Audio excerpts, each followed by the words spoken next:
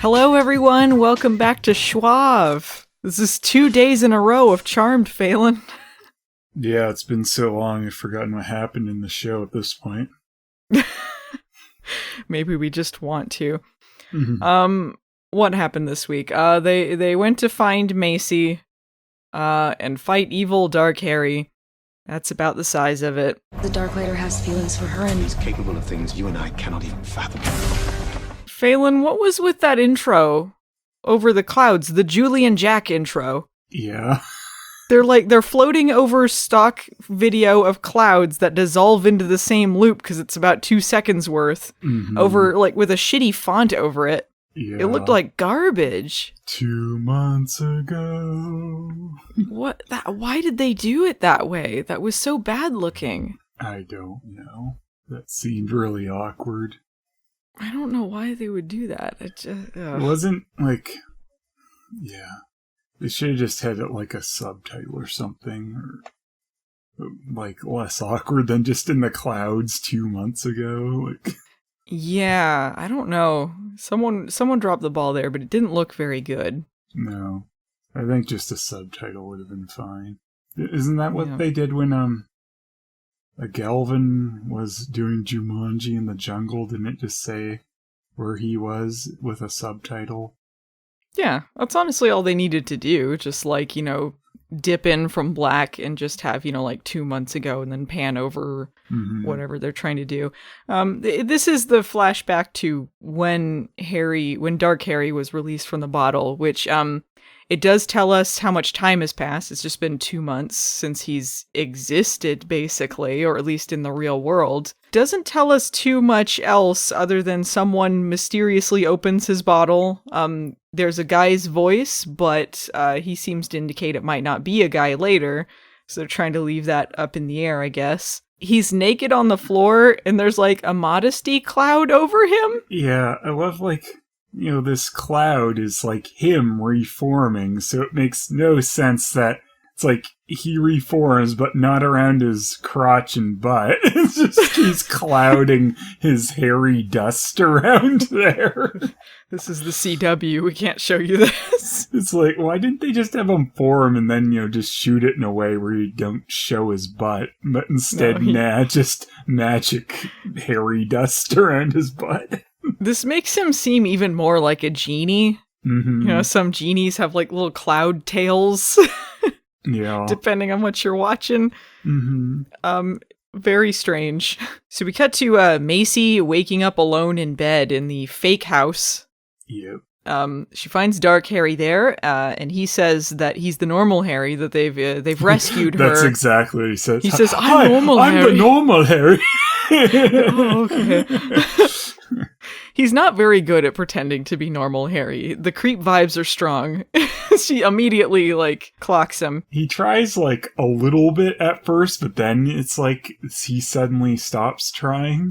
I wish that he had tried a little more, and this had been, a better lie. He takes all this time to, make this fake house and then be like, oh, we rescued you and you're out for 2 days. But then immediately he's, making sexy dinners for her and speaking all creepy and, there's no illusion at all. Pretty much immediately she's like, okay, this isn't right. Mm-hmm. Even Dark Harry has to cook for the Charmed Ones. Yeah. Well, he knows that's what normal Harry does, is cooks for them all the time. Well, that's how you know they are the same person. They both have an affinity for cooking. Yeah. So. I wonder if that is just in his nature, for he had to, tap into his psychic connection with his other half to know, what would he be doing? Oh, he'd be cooking. They do try to establish in the episode a little bit clearer, what kind of things they share. Harry says that they don't, they're not really the same, they don't have the same brain. They just share, some memories and feelings. Which, but when he went into his mind, he tapped into that bit with Dark Harry and Macy, which clearly did not happen when they were one person. So I guess if he can do that, then Dark Harry could tap into his memories and then see things that happened when they were separate. Yeah. They said they share some kind of psychic connection that they can reach. I think it's difficult for them to reach it, but they can, kind of deal. Whatever is plot convenient. Yeah, exactly. I was wondering, though, like, we see the Dark Harry goes by Jimmy with his demon buddies and whatnot, so it's like... Oh, yeah. So he goes by, like, their real name, like James. Is that because, like, his mind wasn't wiped? The elders didn't ever bother wiping the darklighter's mind? They just stuck him in the jar?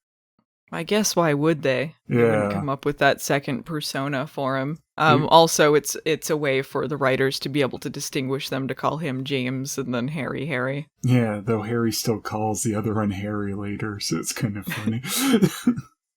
Oh, I didn't say the name of the episode. I guess at the beginning I didn't say. We were talking about season 2, episode 6, When Sparks Fly, because that title sucks. When Sparks Fly? Like, that seems like a temp title. Dog. Yeah, but it was so generic. Like, I know. Alright. By the way, like, they never bring up that whole cat talking to ghost mom thing. No, completely forgotten in this one. Mom Zoli or Mamazol or whatever her name is. No one's gonna know what Mom Zoli is. I couldn't remember her real names. Yeah. Mom Zoli, our nickname for the mom on Rizzoli and Isles. Give me grandchildren! That show's a big mistake. We stopped watching it when Bostonia happened. That was the... Yeah. That was the last straw. Okay, so Macy immediately knows something's off, so she tries to run away, but the door's locked, and then they have an awkward dinner together. It's a real Beauty and the Beast situation. You know? Could she ever love a Harry? They have an awkward dance. Macy is like, if you'll excuse me, I gotta go change into some higher pants. Yeah, I thought that'd be funny. Yeah, she says something about, like, dressing more appropriately, and just imagining her coming out with pants, like, all the way up to her neck or something.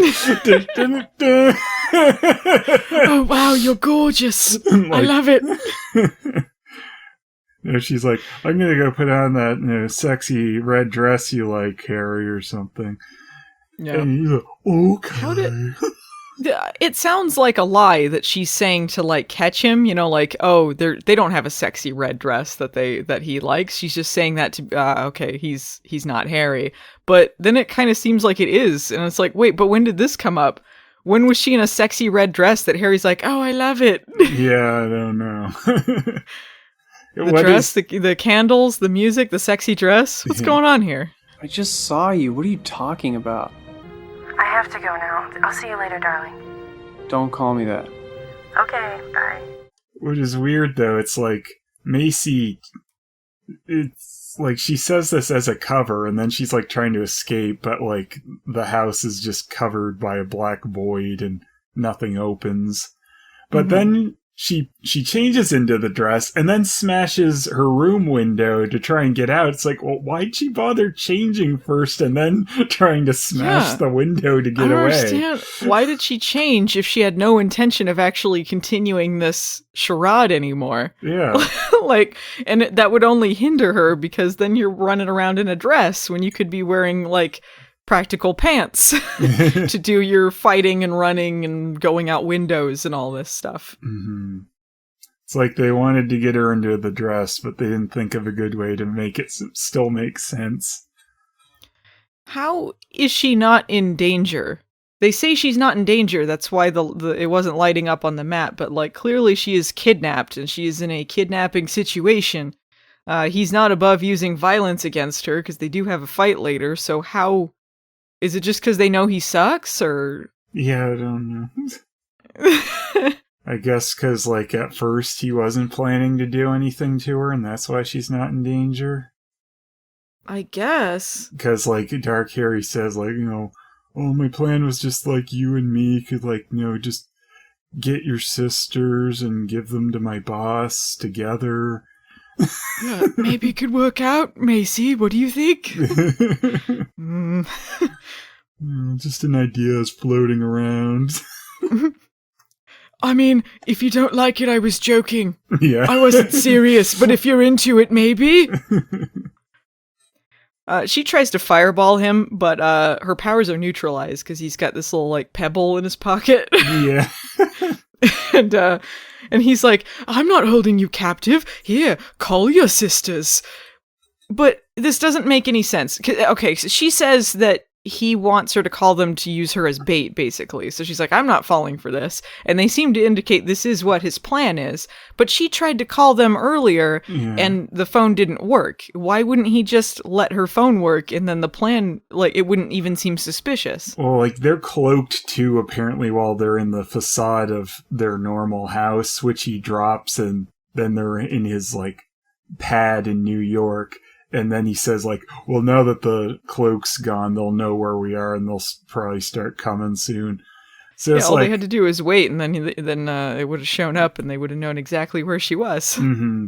So, like, I guess based on what he was saying, like, he was really hoping to charm Macy before this. Like, he really wanted to give them some time to do his little plan of her getting into him first, and then them to come, so I guess that's why nothing worked first.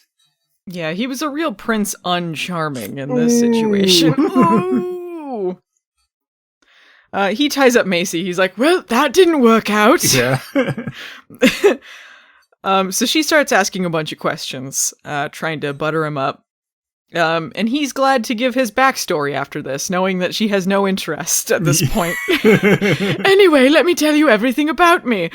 Because she doesn't even know that he's a darklighter at this point. Like, all this stuff they figured out, she was already kidnapped by then, but he's gladly just telling her everything that her sisters know in the audience by this point. Mm-hmm. He does talk about, like, the horrifying part of this situation, what we were talking about in the last podcast. He was trapped in this bottle his whole existence. Yeah. He was split in half, and it was smoke. He was incorporeal. This was his first time feeling anything. Yeah, but they confirmed that he was conscious of smoke existence in a bottle. So it's like, these elders are just monsters. Like, monsters. Ugh.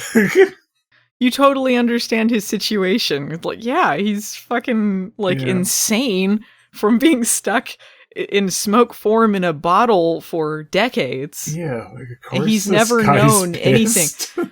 So all of a sudden, he is corporeal. He has, like, he has feelings. Like, he can touch things. Like, he can love things. Everything is just so much for him. So, like, he's just going at it too hard with Macy because he doesn't know how to chill. Mm-hmm. He didn't quite get his chill yet. Yeah.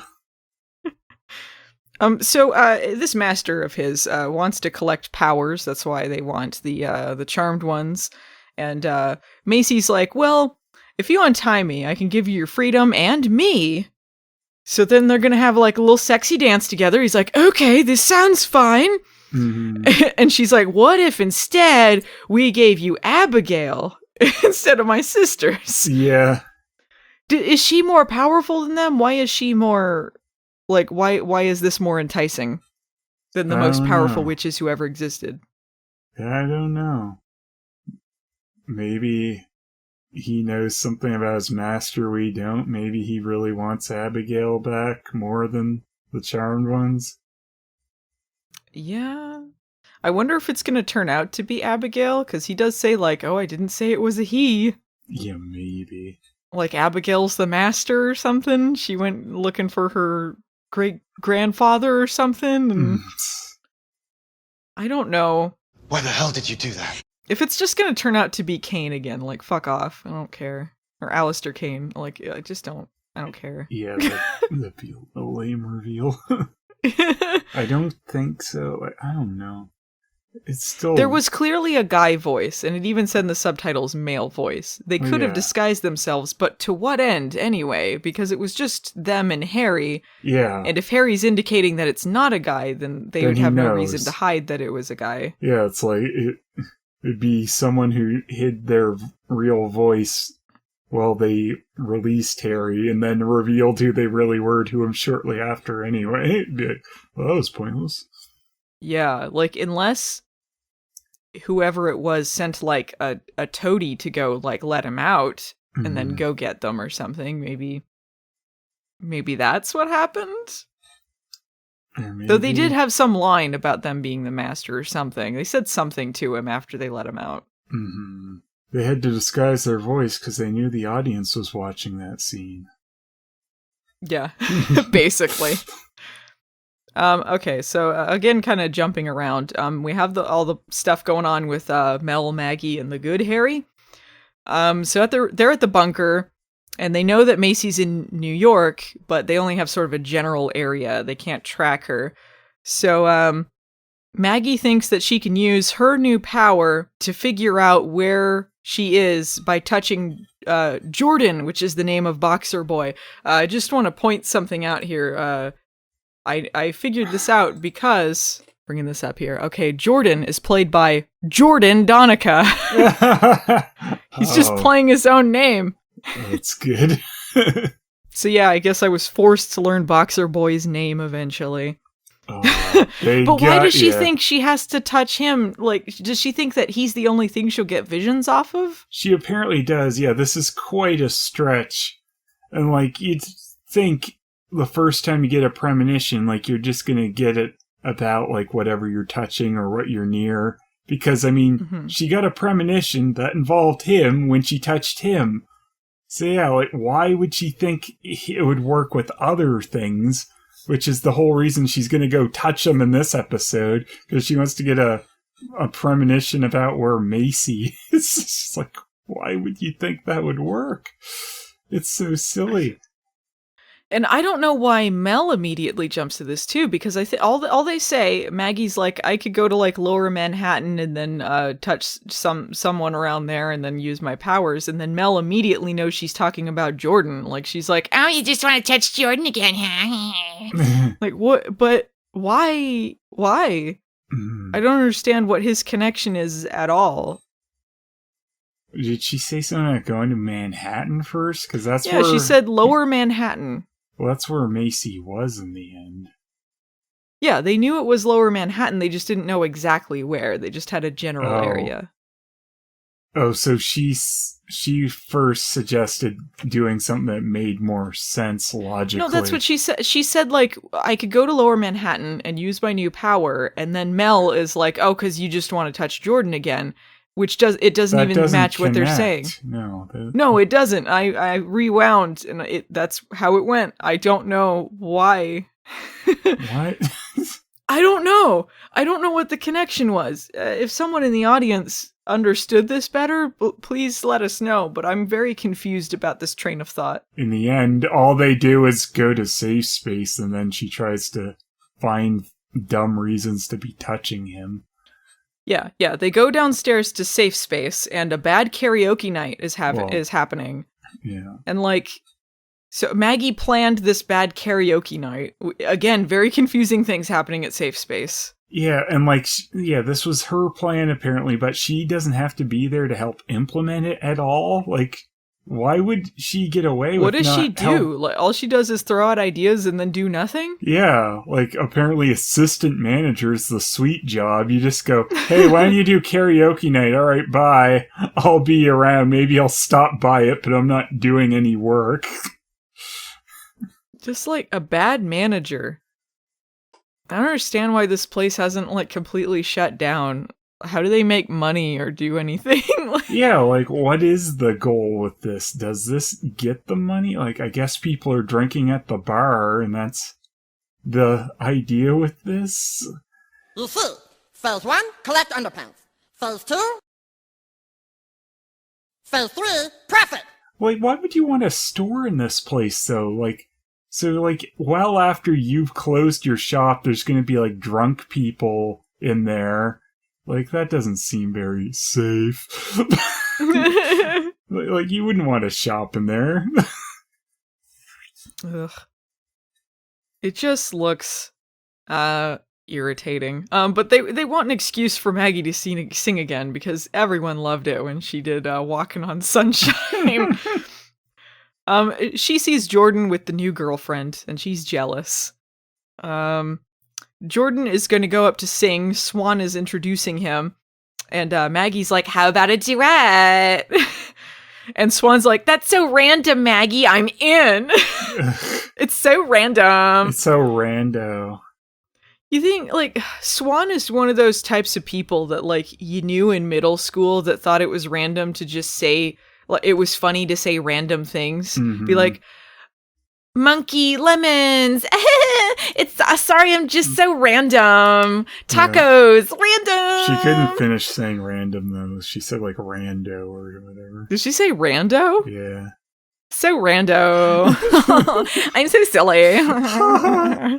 Doink. I'm eating Gushers. Everyone's going to get taco doink. Yeah, everyone's gonna taco doink, the classic reference we all know and love. But that anyone I knew in middle school that was like that was the most irritating person in the world. She's so dumb. Every time they show her, I'm just like, ugh. This character's the worst.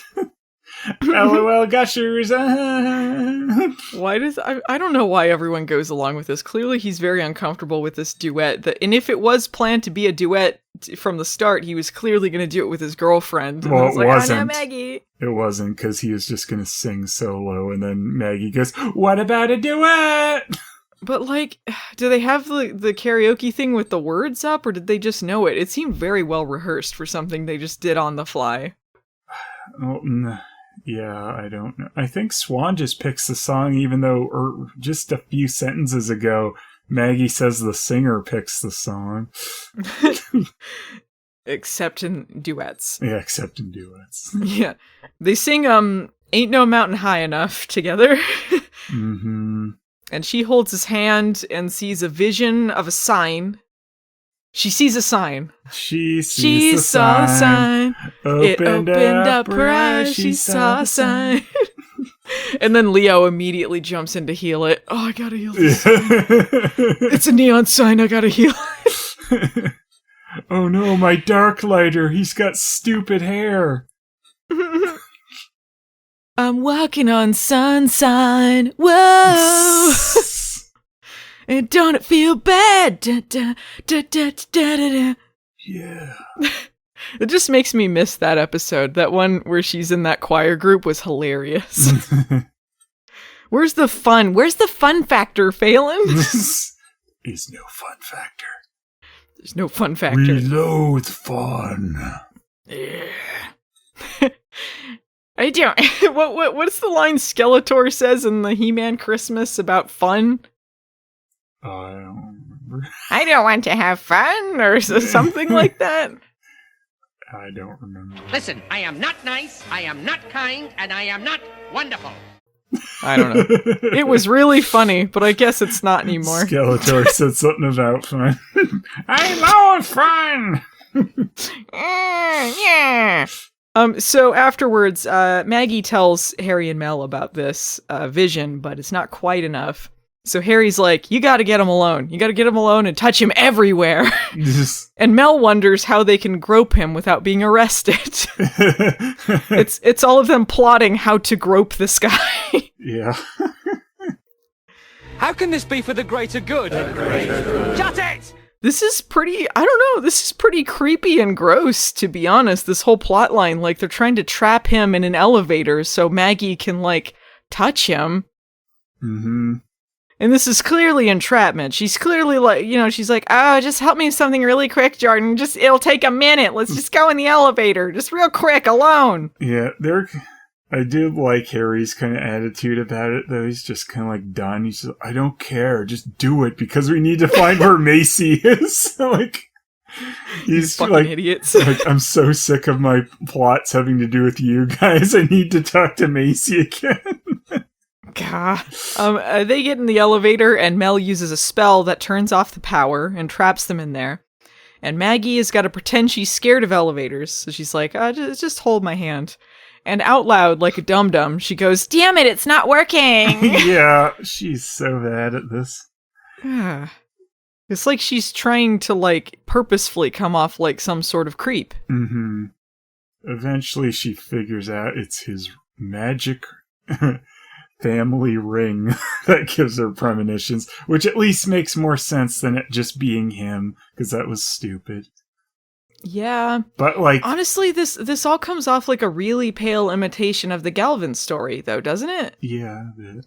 The creepy, like, acting creepy, but he's got a girlfriend, and then, like, the fact he's got this, like, family heirloom / magic whatever that starts with his grandparents and all this other stuff. Like, it just comes off like a more boring version of that. Yeah, it's Galvin, the crappy version. Do you think they're doing that? Galvin, the crappy version is so sad, though, isn't it? Yeah. Do you think this is because they had a storyline plan that they couldn't do because the actor left, and they wanted to do it anyway, but they had to set up something else? Like, what you mean? Like, this would have been something to do with Galvin? Yeah, like they had a story arc they really liked that they're like, you know, if we go into season 2, maybe we'll do this. No, but he left. We've changed showrunners too. I don't think so. That's true. Well, it's just really bad that they're just doing the same thing then. I just don't. Yeah. Maggie kind of gives him a little bit, like she's like, there's a man after us, but I can't really explain anything beyond that. And so they start to talk about the ring, how it belonged to his great whatever grandfather. I wrote in my notes, I hate Galvin 2.0. They talk about dead parents and they bond watching TikTok videos. Of Swan again, and she's hey, we're being stupid with the power off. When we were watching the premiere of season 2, I would not have pegged Swan as a recurring character or one that they thought we gave a shit about in the slightest. No. I don't like, it's not like a fun supporting character. Like, Lucy was a fun supporting character. Yeah.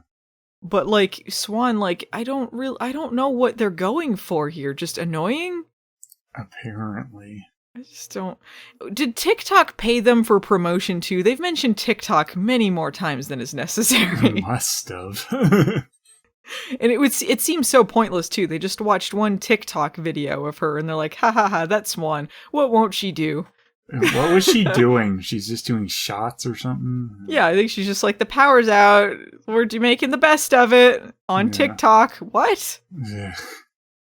Jordan is so stupid too, because like he thinks like Maggie's been trying to hit on him the whole time, but then he acts like really unconcerned about it. He's like, oh yeah, this is great being up in here with me, right?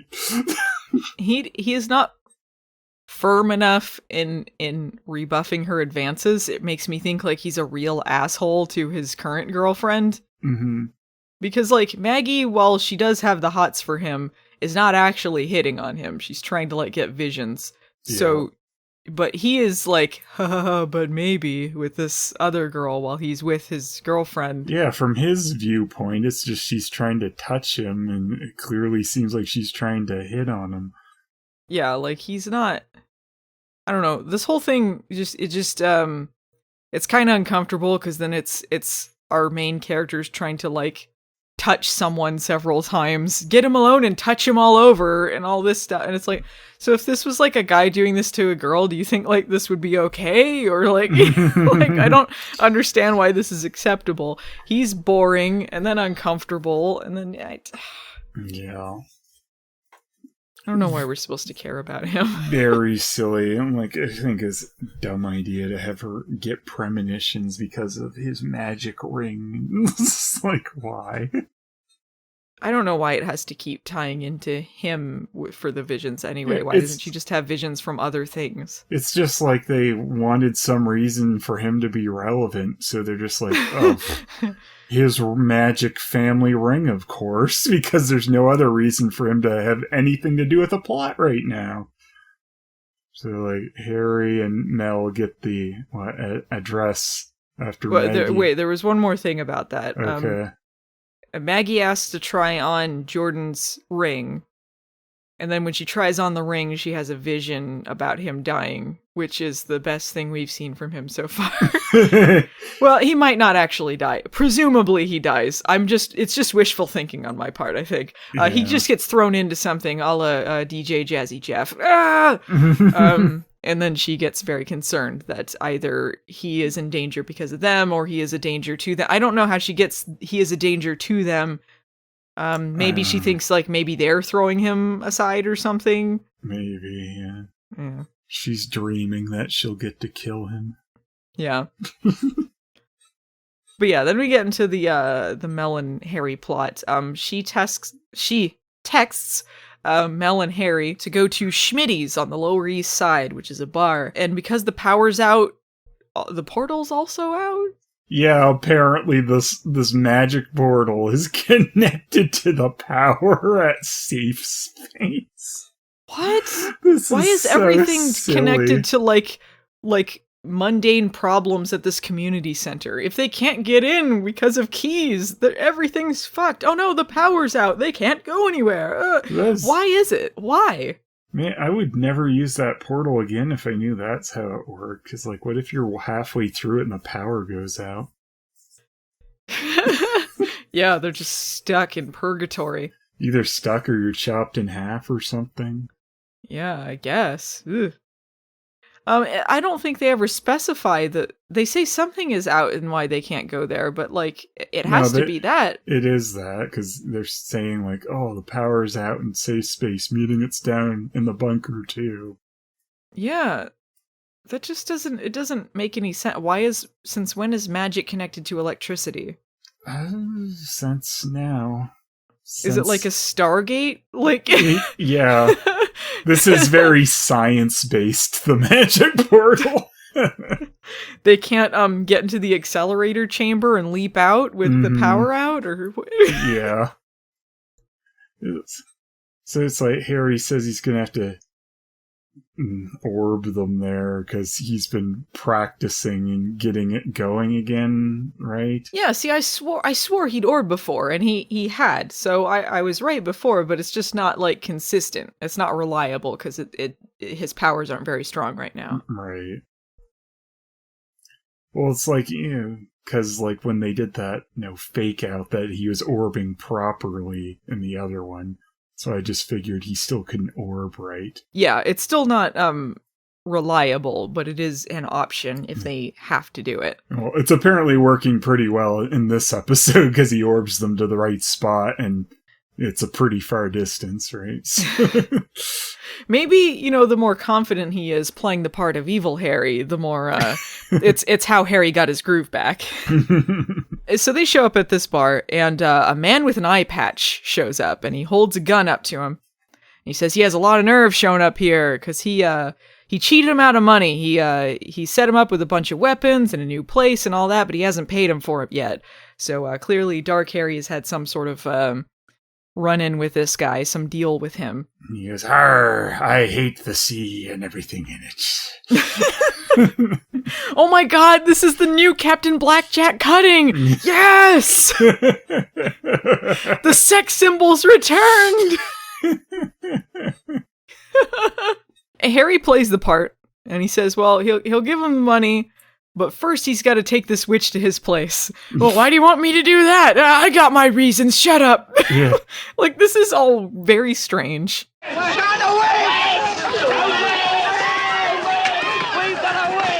Yeah. Tell me what my address is. What? Why? I have my reasons for not knowing my address. This all sounds very suspicious. And also, like right after, too, though, him saying, like, I'm not the guy you think I am. And he goes, wait, no, I am, but tell me my address. There's all the, and, like, what ends up tipping him off is that he's getting help from a witch. So, but why does he think this witch is willingly going to this place with him? Knowing that, like, does he think this is a captive situation? Because clearly she's like, yeah, let's go. Like, so what? Yeah. What about this seemed all right to him? It's like when they make the deal in the poker game, like, he's like, yeah, we'll do a poker. Like, if you win, I'll take her to your place for free. And the debt's off or whatever. If I win, you pay me and the witch is mine. And it's Mel who goes, yup, deal. And it's just like, well, yeah, if she's a prisoner, that doesn't make a lot of sense. How does he not know that she's working with him? Like, he's an idiot. Uh-huh. Why the hell did you do that? He lifts up his eye patch to show off, like, his flame eye, kind of like a Mad Eye Moody situation. Like, he's, like, checking her out with it. Is this how he determines who's telling the truth or not? Or what is happening? I don't know what he's supposed to be doing when he looks at her with that. Doesn't he seem just like goes, take a look at this shit. Yeah, pretty impressive, right? Nah, not really. He turns into Hulk Hogan in Thunder in Paradise. Yeah. Eye for an eye, brother! Oh! I had a jet skiing accident. Or maybe Macho Man punched me, who knows? A lot of rumors about how I got this. It was Jim Neihart in Thunder in Paradise. It was Jim I'm Neihart just that talking did it to about him. IRL. Oh, they were trying to pretend it was something, like, cooler. Like, he got punched in the face. Yeah, there was some rumor that Macho Man punched him or something, and that's how he got that black eye. Man, if Hulk Hogan was on Charmed, how great would that be? And they call him, like, a white man in a derogatory way, and he's like, oh, I'm the least racist person ever, brother! Can he be Dark Harry's master? Yes! The Dungeon of Doom is back, and Hogan's leading it! Oh, it's not hot! 20,000 leagues under the sea is a nice place to deposit somebody, brother. Dark Harry's a real Hulkamaniac! Hollywood Hogan's back! Then he hulks up and knocks Dark Harry off the roof. Oh no! I can't go back to jail! Help! There's only one way that we're gonna solve this. We're gonna have to be in monster trucks on the roof to take down the white man and the patriarchy. Dun, dun, dun, dun, dun, dun, dun. Hogan versus Mama Saul!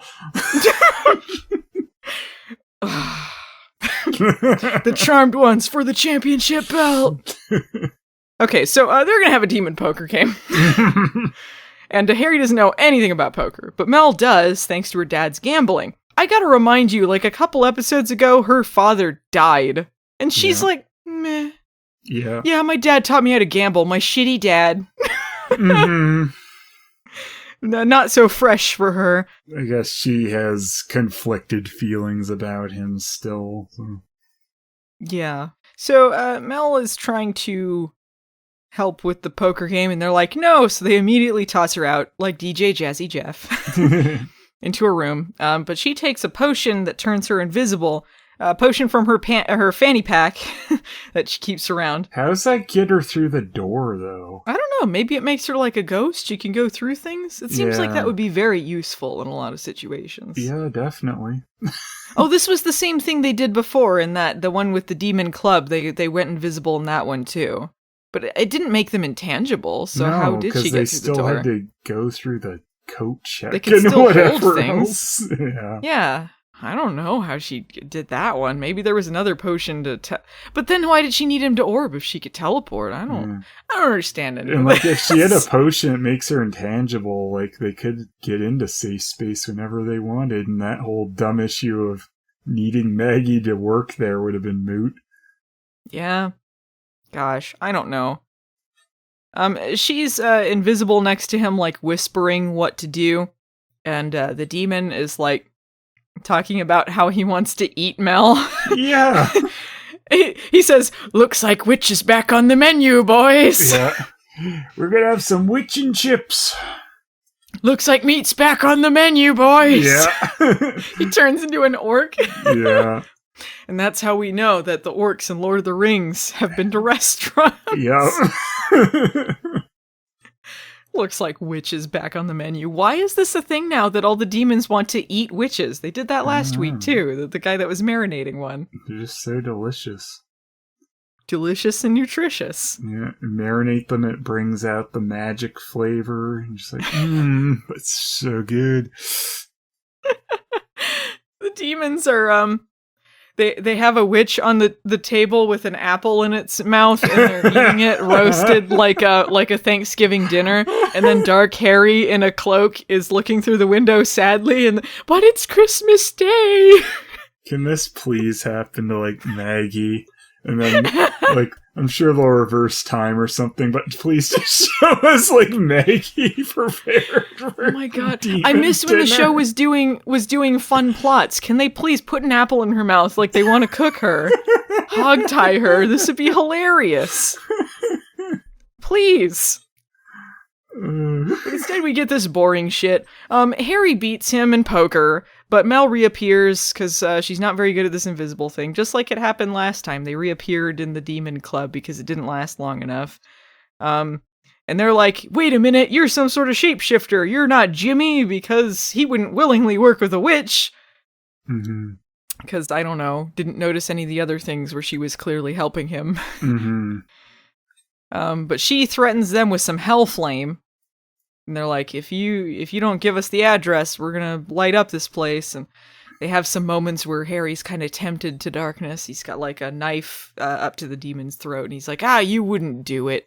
Yeah, you're not someone who could do it. He gives them the address, and they believe him, and it also is the address. But why didn't he just tell them the wrong thing? Yeah, he's not very good at this. So Macy with Dark Harry, she's dancing with him and like, yeah, we're gonna do all this stuff. I'm gonna get you Abigail. It's gonna be cool. But then, psych! She pulls his power pebble out of his pocket, and they have a face-off. They're like fighting each other, and it was entirely too short. I found that very, very cool. Their fight with the flames and the darklighter powers, like that was kind of neat, but didn't last very long. No. Mel and Harry orb in, just like as it's getting started, really. And Dark Harry puffs back in, and he's changed into his cloak and stuff. Did he magically do this? It seems like way too quick to have changed into this gear. Yeah, he must have just magicked it on. But yeah, it's his Assassin's Creed gear that he was wearing in the first episode again.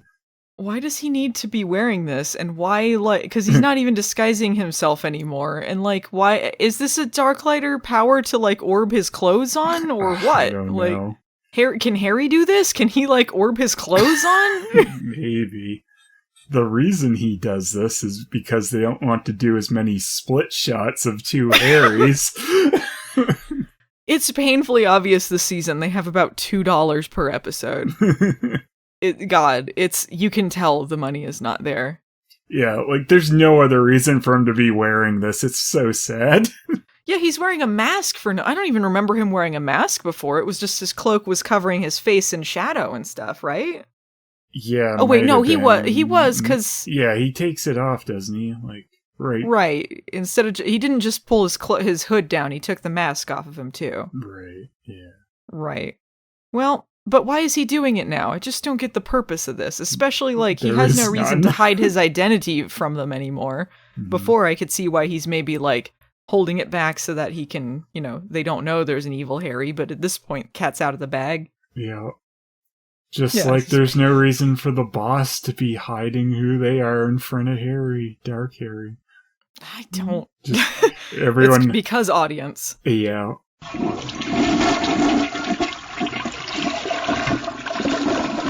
They get Macy out of there. They orb back, and Harry's like... I did like once good Harry comes in, Macy grabs him by the throat first until he says the code word. Right, yeah. Shame she didn't think about that before, but until last minute. We've tried nothing, and we're all out of ideas. But yeah, he does say the code word, and then like, oh, okay, because she thinks it's him. Mm-hmm. Yeah, I don't know why she didn't follow up the code word, because she said it to him, at the end of the episode before she got kidnapped. She didn't say what the code word was, she just asked for it. No, she asked for it, and then, like, we don't know how that went, and then apparently she just wakes up in bed and then doesn't ask him again. Yeah, I guess she's just like, what's the code word? And he's like, knocks her out. Yeah, she goes, well, that was weird. I guess I won't ask him about it again. Yeah. I don't know. So they get out of there, and Harry's like, I've got to kill my evil self! After they've just established that if the darklighter dies or if the whitelighter dies, then the other one dies, right? Did they establish that? I thought they were talking about because all the darklighters were dead because the whitelighters got killed. And but Dark Harry and him didn't die because the elders. Or was it just the darklighters were also connected to the elders? Yeah, see, that's what I'm not sure on. Because I thought part of when they're like, oh, we can't separate, like, the first whitelighter from her darklighter, it was some sort of connection, like, if you separate them or if you, like, hurt them, the other one's hurt or whatever. I thought maybe that was part of that. Harry's been separated from his in a jar in Scotland for quite a while. That's true. I don't know. Maybe they were just saying because of the elders and then he could kill his dark half. I don't know. Yeah, I'm not sure. I mean, clearly he doesn't think he will die if he kills him. Yeah, well, I mean, I guess Dark Harry did kill him and he didn't die. Except, why doesn't he think about exactly what happens? Like, because they established that when Harry dies... When whitelighters die, they just go back to their graves, which is what happened. He went back to his grave, and it's like, so why wouldn't you think if you killed him, he would just go back to his grave?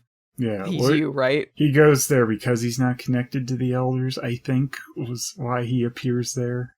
No, he said that's what happens, though. Right? I don't think they have infinite lives normally. I'm gonna look it up. Okay.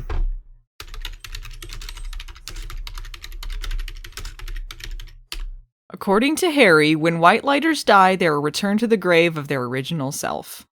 That's what they said in the first episode. Or the second episode, I should say, of this season. Maybe he thinks it's different with darklighters, but he seems very sure that he's killed him because he finds him. So that whitelighter, their temporary whitelighter that died, is that all that happened to her? She went back to her grave and then they never bothered to call her again? I don't know. I don't know. Clearly the other ones didn't come back because they're dead. Mm-hmm. Until they reveal more are around, like they did with Helen. I'm sure there's other ones that'll show up, but it says, in Safe Space, the episode, it is revealed that all whitelighters died around 3 weeks after the elders were completely massacred. Harry survived because he was no longer tied to them when it happened. However, the death of his fellow whitelighters has reduced Harry to being the last of his kind. Also, according to Harry, when whitelighters die, they are returned to their grave of their original self. I don't know if that means, like, they just return to the grave like they're dead again? Yeah, maybe that's what he was saying. Like, they go back there, but they're dead normally, but because he's not connected to the elders.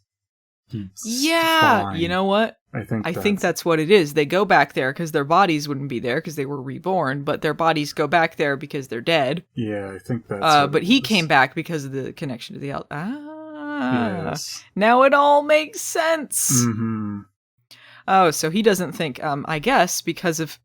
But this also raises a question again. Okay, complicated, very complicated. Okay, so he thinks he can kill his darklighter self, which he does. Like, okay, so he throws poison at him in his face, he depowers him, and he stabs him. Too, that he had gotten good Harry with in the first episode of this season. Yeah, he gets him with the same poison, and then stabs him, he puffs into smoke. If he goes back to his grave, I guess he assumed he would, but be dead, but he comes back. I think that means if they kill him for real, that's their connection that's keeping them alive. I think, like, if they kill him, then that would kill the other one. Maybe. I still think that's a possibility. I don't know. It's really silly, though, because, like, now that Harry knows that, he just goes back to his grave, but he's not dead there, he should suspect, like, that this might be true of darklighter Harry as well. Mm-hmm. Which, of course, it ends up being. Yeah. And the audience knows that this is not... They're not just going to end it like that super easy. Like, I just wrote in my notes, I'm like, so he's just going to go back to the grave. And then it happens. It's like, all right, so... Okay. Yeah, it'd be, like, way too lame to kill him off that easily. Yeah. So after he kills him, or thinks that he's killed him, Maggie, Harry, and Mel are talking. And once again, Macy's not in the scene with them. She's upstairs doing her own thing. Is Madeline Mantock, like, is she contractually obligated to be in as little scenes as possible with the other sisters? It just seems like they're in so little things together this season. Yeah, they are separated a lot this season, it seems like. Like, if you're going to have a show about these sisters and the Charmed ones, why are the Charmed ones separated so much? Mm-hmm. Mel apologizes to Maggie for giving her a hard time about Jordan, because we care about that. And Maggie tells her about this vision. Mel was so stupid, though, earlier about it. Like, she seems so flippant as they're, like, joking about Jordan together when, like, Maggie's still missing. Or Macy's still missing. It's just like, well, why? There's a scene after that where Harry goes to see Macy. I like the scene. He's apologizing for his dark half. Because even though it's not him, it kind of is him. So he's feeling guilty about it. And, she says that he couldn't have been a complete monster if he was part of him. And Harry is asking her what he was like, asking about himself, and wondering what his life would have been like if they were never split into two people. Is he really who he is, or is he what they made him? All this other stuff. Mm-hmm. And I thought this was really good character work here. Yeah. They're the stronger characters of the show, and it kind of shows in this scene. Yeah, I mean, it is very interesting to be like, well, yeah, I mean, like, would you really know if you are who you are if you were split into two different people? They're both parts of him, but he's not a whole of who he was. Mm-hmm. And it would be strange to ask, like, what you were like to someone else. Yeah. And the fact that Macy still sees humanity in the dark Harry and saying, like, you know, like, well, he was part of you, though, so he couldn't have been as bad as you think he is. Mm-hmm. I think it's also her just kind of being nice because she likes him. I think part of it, too, is her seeing some of herself in him, though, because probably. Because she has to deal with this demonic part of herself, and this is a dark part that she has to deal with, but but still accept that it's part of her. Right. And accept herself as she is. Mm-hmm. And even though, like, Dark Harry's done horrible things, she did horrible things too, so I guess there's hope for someone, I guess is the idea here. Mm-hmm. If he can become whole. He's looking in the reflection. He goes, "Who is that light whiter I see, staring straight back at me?" He goes, "Who am I? I don't know." When will my reflection show who I am inside? One day I'll be reading Darklighter Harry's You Googly. Bet you didn't think I knew what a Ugoogly was. And he asks Macy, "What do you think of my grey lighter? He's kind of like trying to play both sides, isn't he? Real middling man." Hate that guy. Is he like the neutral aliens on Futurama? Yeah.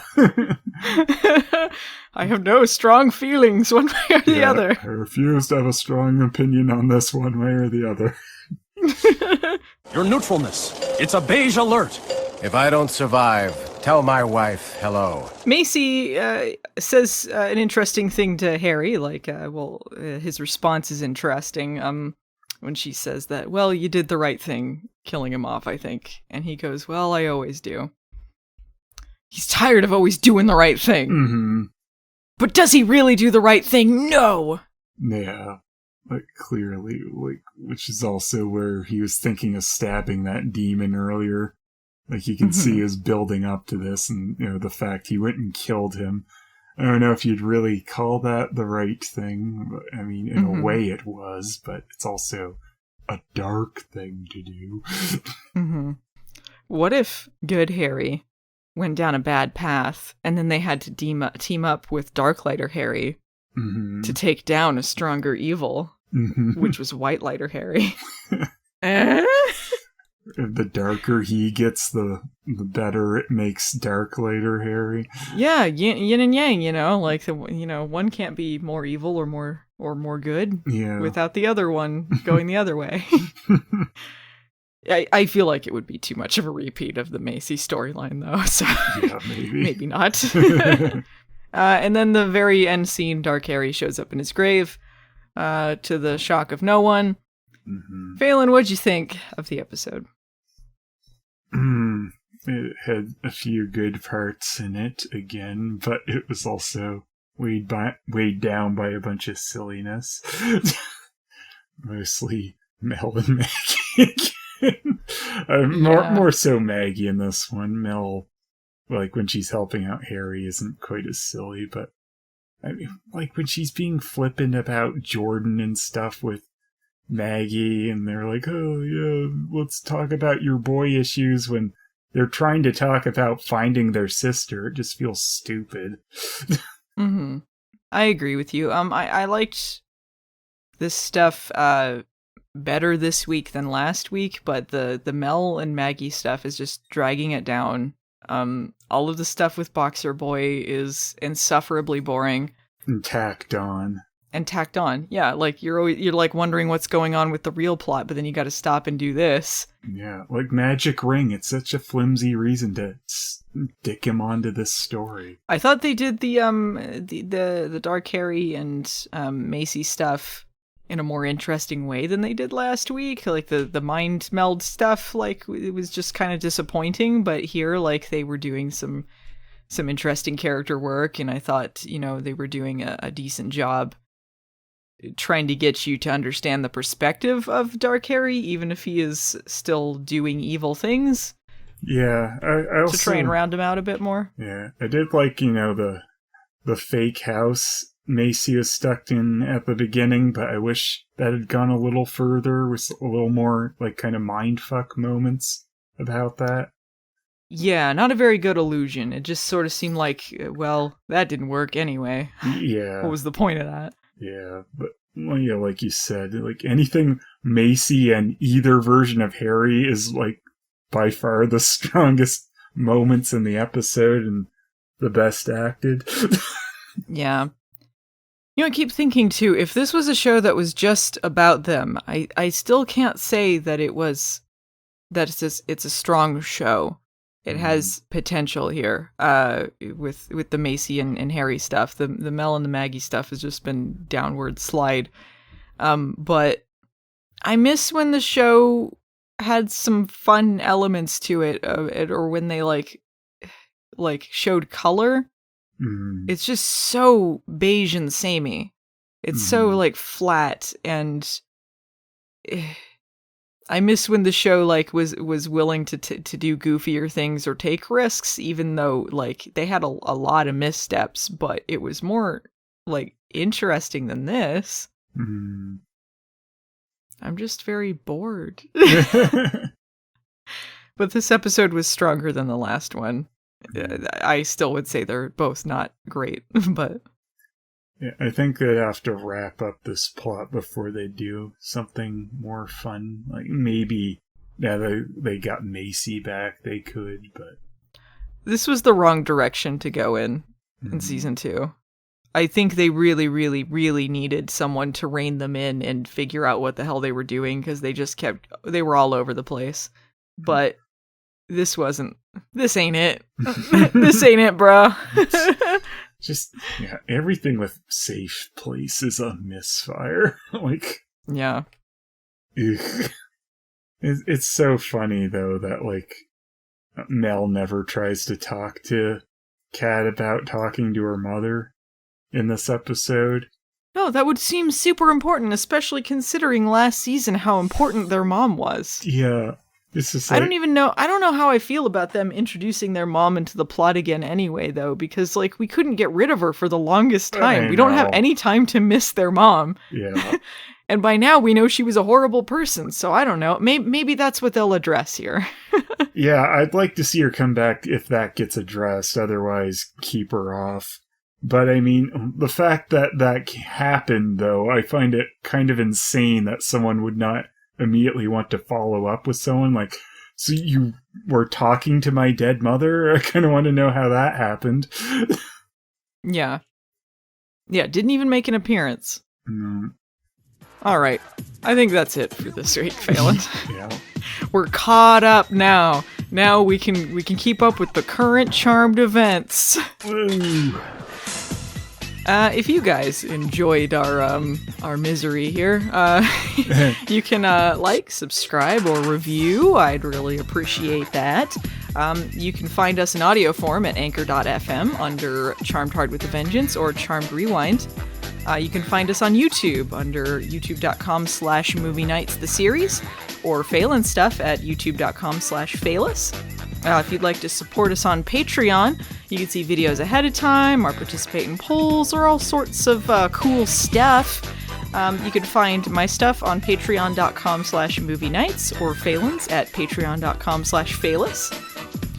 Thanks to Peter Hunter for doing the editing on the audio for us. You can find him on Twitter at PretorHunter. Phelan, what hashtag should we use? Hashtag Hogan versus Mama Saul. Hashtag TikTok money. Hashtag Momster Trucks. Hashtag Rando. That's it, Charbanders. We'll see you next week.